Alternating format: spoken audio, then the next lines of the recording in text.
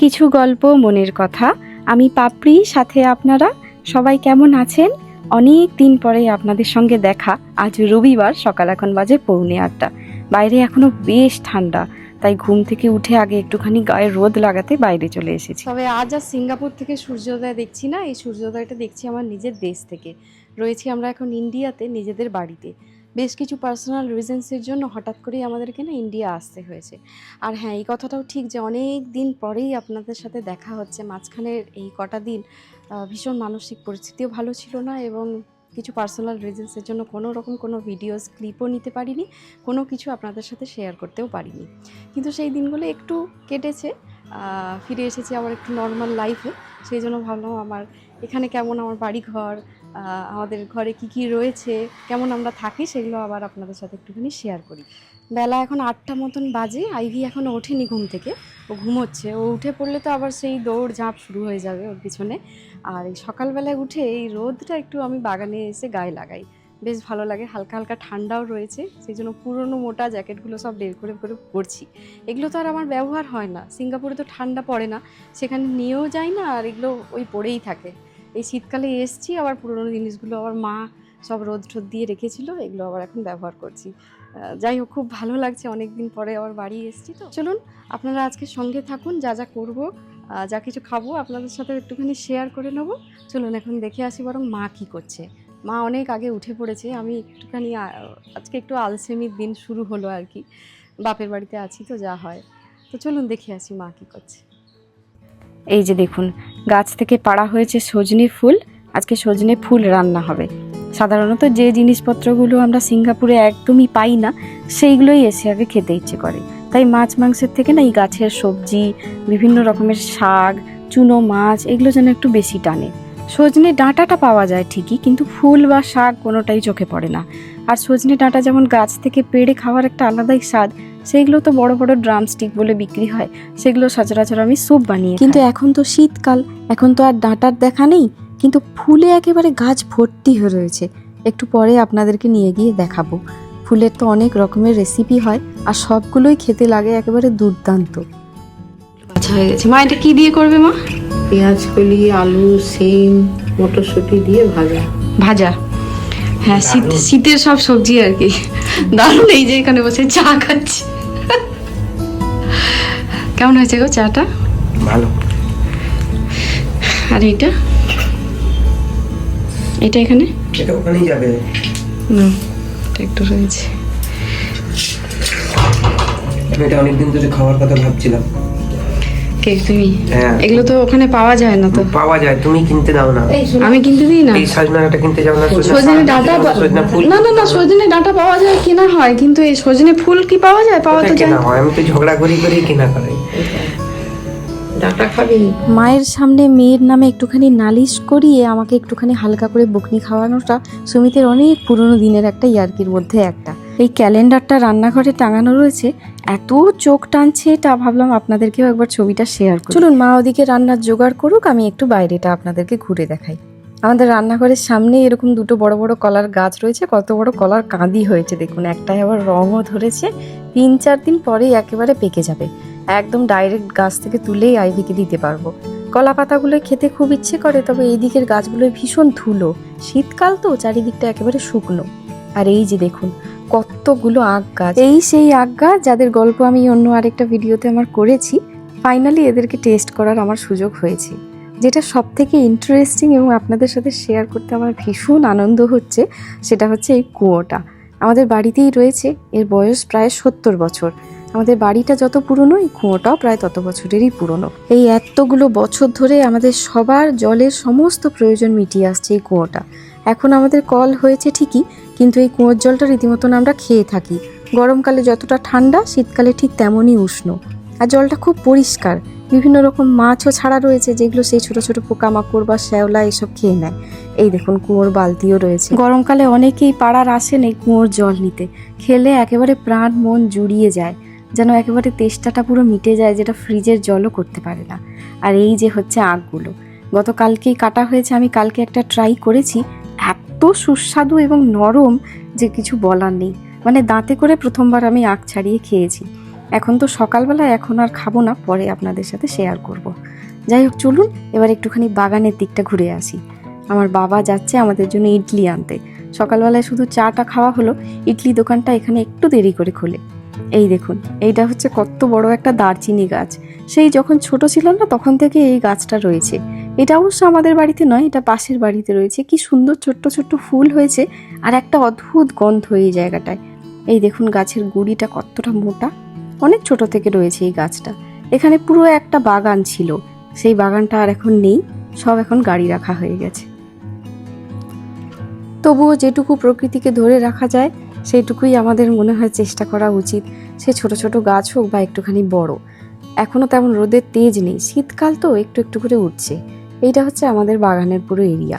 এইদিকে রয়েছে আরও দুটো কলা গাছ, দুটো কাঁদিও পড়েছে, কিন্তু ওই দিকেরগুলো যতটা পুরুষ্ট হয়েছে এই দিকেরগুলো ততটা ঠিক পুরুষ্ট হয়নি। এরা একেবারে বিনা যত্নেই বলতে পারেন হয়ে থাকে, তেমন তো যত্ন নিতে হয় না। এই যে সাইজগুলো একটুখানি সরু আর কি, তবে এইগুলোতে এখনো একবারও পাক ধরেনি, মানে একটা কলাও এখনো পাকেনি। আর এই হচ্ছে একটি সজনে গাছ। এখন এই একটি গাছই আমাদের ফুল, পাতা, ডাঁটা সব দিচ্ছে। আগে আরও একটি গাছ ছিল, শুধু সজনে নয়, তার সাথে 4টে আম গাছ, একটা কাঁঠাল গাছ, একটা বাতাবি লেবু, একটা নর্মাল লেবু, একটা মোসাম্বি, এছাড়াও মানে এত ফুলের গাছ ছিল, টগর থেকে থোক টগর, তারপরে আপনার কামিনী ফুল, কত রকমের লিলি। ও সে একটা অন্যরকম দিন ছিল। আর এই যে এখন একটি আম গাছ রয়েছে, তাতে আবার একদম সুন্দর সুন্দর করে মুকুল এসছে। এই মুকুলগুলোই দেখতে পাবো, আম তো খেতে পাবো না, আম তো হবে গরমকালে। এই যে ছোট্ট ছোট্ট দুটো আম ধরেছে, ওগুলো তো ঝরে যাবে। তবে এই গাছটা আমার দাদুর লাগানোর, ওই জন্য আমরা এটাকে দাদুর গাছ বলি। ঘরে ঢুকলেই এক রাস আনন্দ যেমন ঘিরে ধরে, এই বাগানটায় সকালবেলা একা একা বেরোলে কত যে স্মৃতি মনে পড়ে। জন্ম এখানে, বেড়ে ওঠা, পড়াশুনো, সব কিছু। এই তো হচ্ছে আমাদের বাঙালি হিন্দু বাড়ির একটা নিদর্শন, সেটা হচ্ছে তুলসী মঞ্চ। তুলসী মঞ্চটা আসলে একটুখানি নিচু হয়ে গেছে, এদিকটা উঁচু হয়ে গেছে, পরে হয়তো এটাকে ঠিক করা হবে। তবে তুলসী তলার পুজোটা বাড়িতে প্রতিদিনই হয়।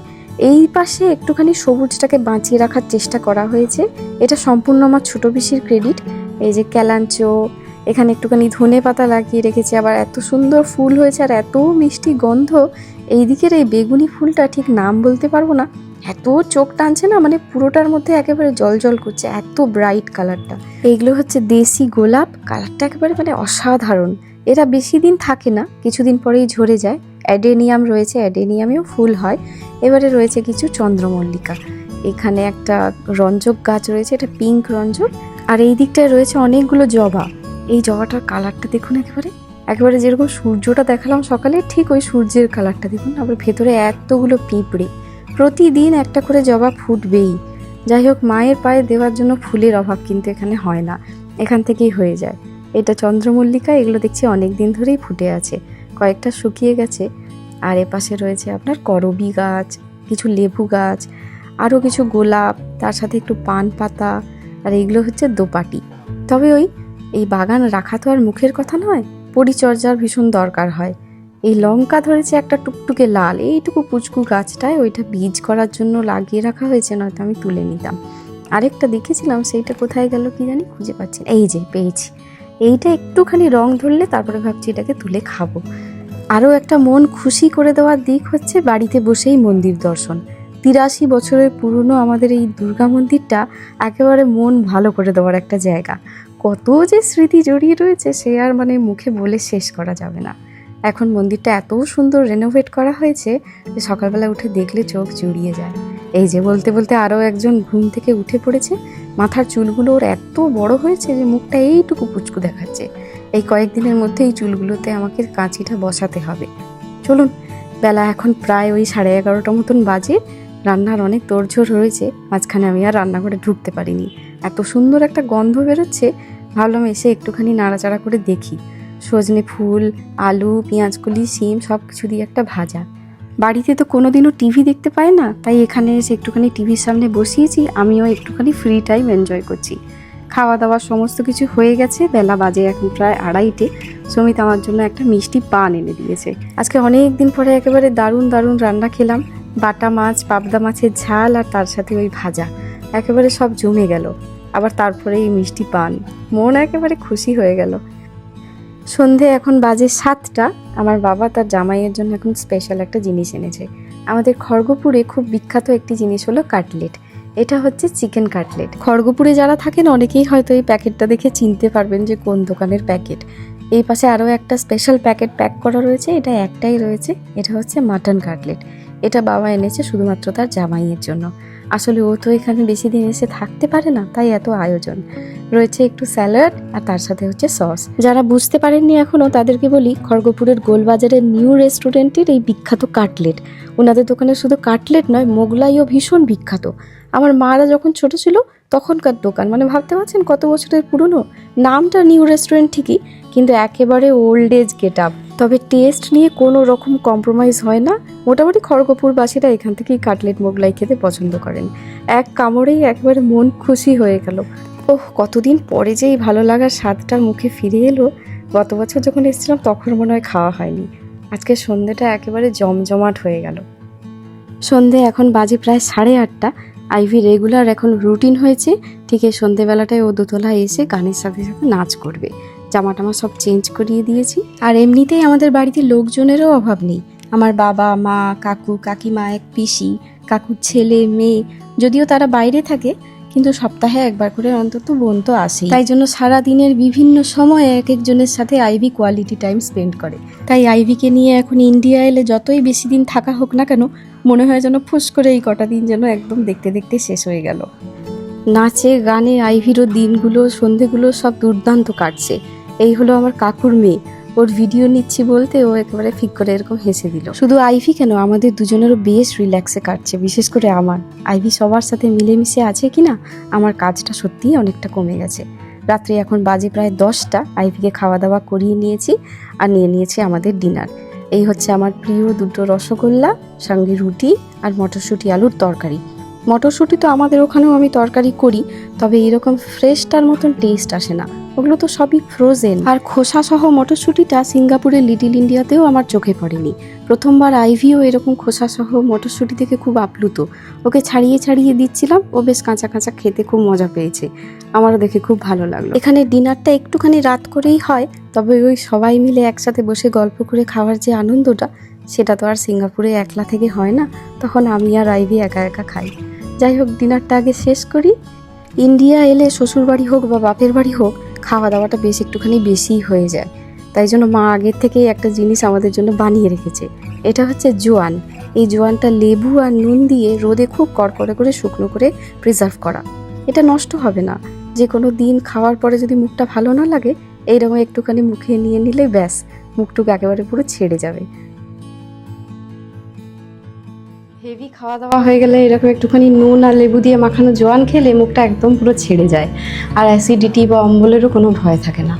যাই হোক, রাত্রি এখন প্রায় 10:30টার মতন বাজে। আজ সারাটা দিন বেশ সুন্দরভাবে কাটালাম, আর আপনাদেরও আজকে সঙ্গে রেখেছিলাম। ভিডিওটাও তাই আজকে আমি এখানেই শেষ করছি। আজকের ভিডিওটা কেমন লাগলো কমেন্টসে আমাকে অবশ্যই জানাবেন। যদি ভালো লাগে একটা লাইক করে দেবেন আর সাবস্ক্রাইব করে চ্যানেলটার পাশে থাকবেন। সবাই খুব ভালো থাকুন। দেখা হচ্ছে আবার নতুন একটা ভিডিওতে, অন্য কোনো পথে, অন্যরকম স্বাদে। আজ আসি।